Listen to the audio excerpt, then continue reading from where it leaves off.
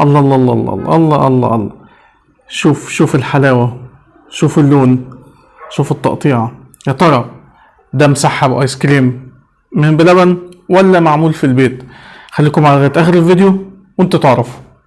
السلام عليكم، اخباركم؟ يا رب تكونوا بخير. معكم محمد علي من قناة هنجرب وفيديو جديد. بلبن الفترة اللي فاتت دي طبعا كلنا عارفين ان هو فتح ما شاء الله فروع في السعودية، ففي الفترة الأخيرة عمل منتج جديد اسمه مسحب الايس كريم. طبعا ده كان في السعودية بس وكان منتشر جدا.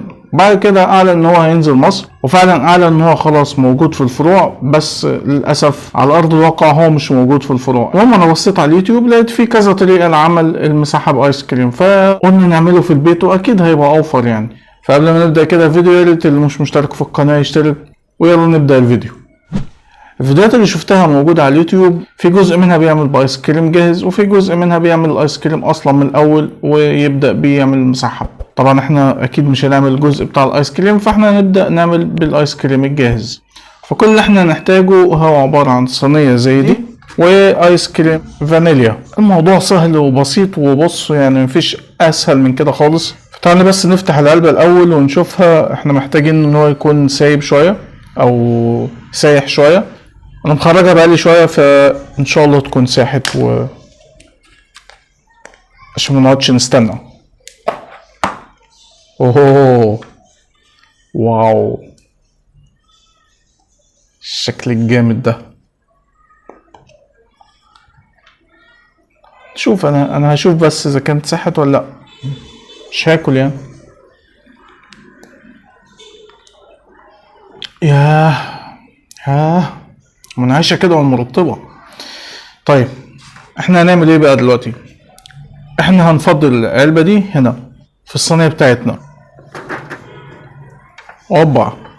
طيب احنا هنفرد الايس كريم بقى في الصينية على ارتفاع اللي احنا عايزينه، يعني كل 2 سنتي 3 سنتي زي ما انتوا عايزين. نسيت اقول لكم، هو في ناس كانت في الفيديوهات بتقول ان في الصينية دي او في الصينيه الفويل او الالومنيوم ده بيبقى سهل ان انت تطلع الايس كريم، او سهل ان انت تطلع الايس كريم. وفي ناس تانية كانت عامله في صينيه ازاز، فكانت حاطه اللي هو زي كيس بلاستيك كده، بحيث ان هو بعد ما نجمد يطلع حته واحده. فانا استسهلت وجبت كده يعني.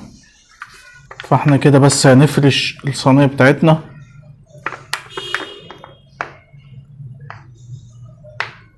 عايزه بس يسيح عشان ياخد الشكل اللي احنا عايزينه، فنحاول نوزعه كده بحيث يسيح اسرع يعني.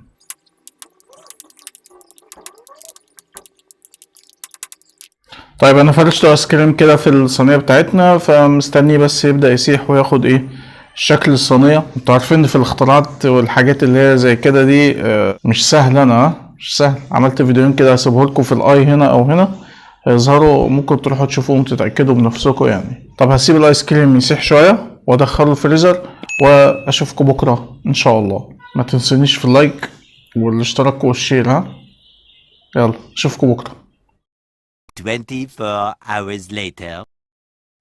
رجعت لكم تاني، بس تعالوا كده قبل ما نجيب الايس كريم ونقطعه زي مسحب يعني، تعالوا نجهز التجهيزات بتاعتنا. احنا هنعوز نعمل البريدنج او الطبقه الخارجيه او الايس كريم، هيبقى عباره عن كورن فليكس. وانا جبت شويه كورن فليكس، تعالوا نكسرهم كده لغايه ما يبقى بودر خالص. هو تقريبا في بلبن معمول بطبقه بسكوت لوتس اللي هي المفروم ده. فتعالوا نكسر الكورن فليكس.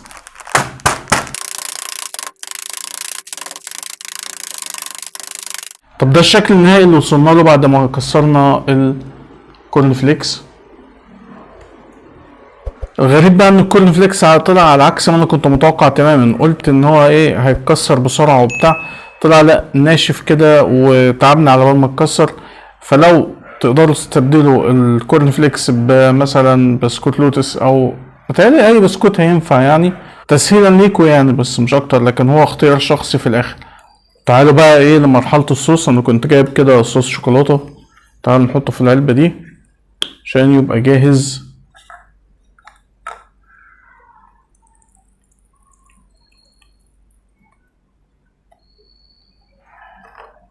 تعالوا بقى نجيب الايس كريم ونبدأ نقطع ونشوف النتيجة اللي انا متحمس لها قوي. طيب ادي الايس كريم اللي معانا. تعالوا نبدأ نقطع بقى ايه. كل واحد هيقطع على حسب المقاس اللي هو عايزه. يعني هنقطع كده مثلا.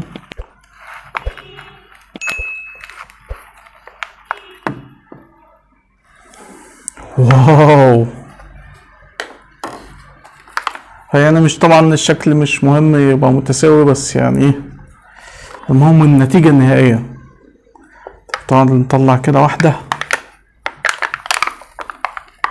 أوب أوب أوب أوب أوب أوب. ايوه يا سلام، ده الشكل.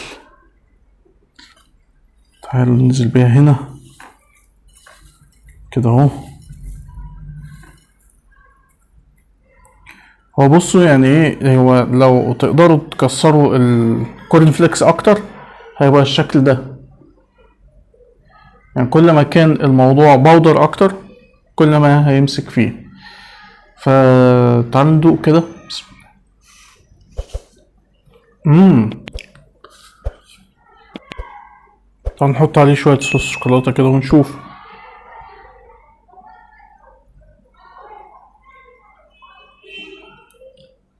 وده المنظر. طيب هي النتيجة النهائية حلوة قوي، بس التركاية هتبقى في البريدنج او في التوبنج اللي انتوا هتحطوه، سواء بسكوت او كورن فليكس او ايا كان اللي هيتحط من فوق، لازم يبقى اقرب حاجة للبودر. طبعا الصوص زي ما انتوا عايزين. ده شكل المسحب بعد ما فرمت الكورن فليكس اكتر وخليته بودر اكتر، فطلع الشكل زي ما انتوا شايفين كده ظابط اكتر بكتير.